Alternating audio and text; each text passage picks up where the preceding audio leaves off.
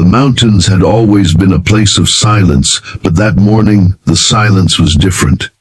It was heavy, as if the wind itself was holding its breath. The lonely cabin stood against the backdrop of endless pine forests, its rough-hewn walls weathered by years of storms. Inside, Caleb Wren, once a soldier, now a recluse, was stirring his coffee when he heard a faint creak above his head, the sound of rope under strain. He stepped outside, his rifle in hand, and froze. Hanging upside down from the edge of his porch roof was a young blonde woman, her hair swaying in the cold breeze, her wrists bound, and a crude piece of leather branded into her torn blouse. The burned letters were jagged and black: Apache Lover.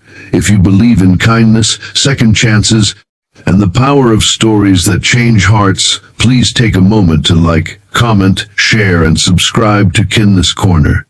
Your support helps keep these stories alive. Caleb's first thought was that someone wanted this woman dead. Not quickly, but with a message that would outlive her. In the wild stretches of New Mexico territory, branding a woman with such words was more than cruelty, it was a death sentence. The tension between settlers and the Apache had been boiling for years, and anyone accused of sympathy toward the tribe was cast out, often hunted. Caleb knew this too well. He'd seen it happen when he was young, when his own sister had been accused of helping an Apache boy escape a lynching. She never made it back home. The woman's skin was pale from hanging too long, and the blood had rushed to her head. Caleb cut her down, catching her before she hit the ground. She was light as a breath, and when he carried her inside, her lips barely moved. Her eyes fluttered open just enough for him to see the glassy blue behind them. She smelled faintly of smoke, leather, and fear. As the hours passed, Caleb worked to bring her back, wrapping her in blankets, giving her water drop by drop. She woke fully by nightfall, but the look she gave him wasn't one of gratitude. It was caution. She had the gaze of someone who'd been chased for so long she no longer trusted stillness. Caleb didn't press her with questions. Instead, he made stew and set it in front of her, letting the warmth of the fire and the quiet of the cabin speak for him. Days turned into weeks, and little by little, fragments of her story began to emerge. Not through words, but through the way she would stiffen when she heard riders in the distance, or the way she would sit by the window at dusk, watching the tree line with clenched fists. She had been the daughter of a railroad foreman, raised in a town where the Apaches were called savages and treated like ghosts that stole cattle and children. But while others saw enemies, she saw people. She had once nursed a wounded Apache boy back to health in secret, giving him food and water until he could return to his people. That act had gone unnoticed for years, until someone found out. The branding had come from her own townsfolk. They had accused her of betraying her kind, of siding with the enemy. She had been tied, beaten, and dragged into the mountains as a warning to others. Her hanging from Caleb's roof was no accident.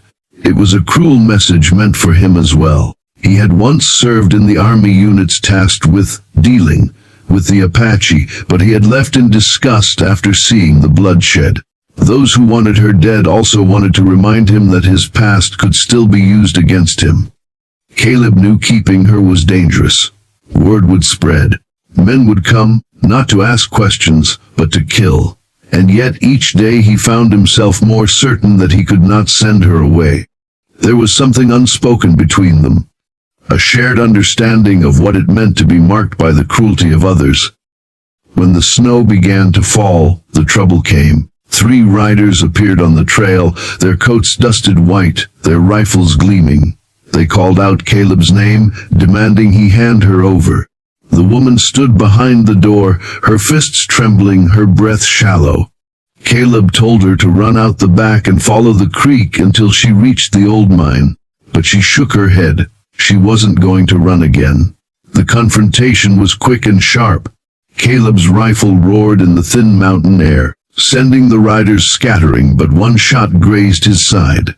The woman, in an act that would forever be seared into his memory, dragged him inside and barred the door. She tore strips from her own clothing to bind his wound, her hands steady even as her voice broke. For hours, they waited for the sound of hoofbeats to fade into the distance. By spring, the world outside the cabin had shifted. The riders never returned, perhaps thinking Caleb had moved on or that the mountains had claimed them both. The woman stayed, helping him repair the roof, tend to the goats, and plant the small garden out back. The scar on her shoulder where the brand had burned deep never fully faded, but neither did her resolve. She began to smile again, sometimes even laugh. Caleb realized something in those months, that loneliness was not just about the absence of people, but the absence of someone who truly saw you. They had both been outcasts, both marked by the cruelty of a world quick to judge. Together, they found something they had both thought lost forever: peace. If this story touched your heart, please like, share, and subscribe to Kindness Corner. Every click helps us share more stories of courage, kindness, and second chances. And before you go, I have a special request. Tell me in the comments, have you ever stood by someone when the world turned against them? Your story might inspire someone else to do the same.